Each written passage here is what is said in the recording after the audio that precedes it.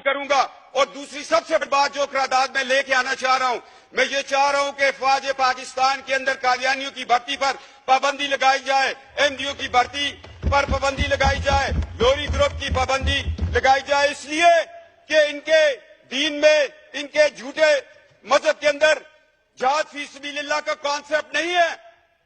اور کتنا ظلم ہوا کہ جب 1971 کی ہم جنگ لڑ رہے ہیں, 10 corps commander general Abdul Ali Qadiani, اس کا بھائی قادیانی, اور میں تو حیران ہوں Chaudhry Zafarullah air force کا چیف, وہ قادیانی. کیا یہ لوگ جو ہمارے نبی کے ختم نبوت پر صلی اللہ علیہ وآلہ وسلم رقیق حملے کرتے ہیں, کیا اس کے نام پہ یہ بننے والے ملک سے وفادار ہوں گے؟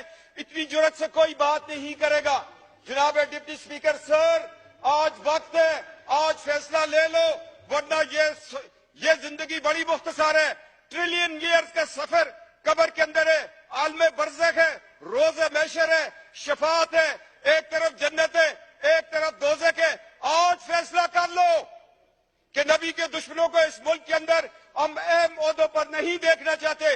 آج گریڈ 22 کے لوگ کیوں نہیں آ کے آپ کو ایک حلف نامہ دیتے کہ ہم آقا علیہ السلام صلی اللہ علیہ وآلہ وسلم, ان کے نالین پاک پہ ہماری نسلیں قربان ہوں, ہم ان کی ختم نبوت پر ایمان رکھتے ہیں. یہ پاکستان ہے, یہ اسلامی جمہوریہ پاکستان ہے, یہ 22 کروڑ عوام کا ملک ہے.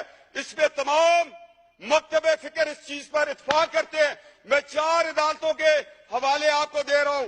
2 حوالہ جات جو ہے وہ پاکستان بننے سے پہلے کے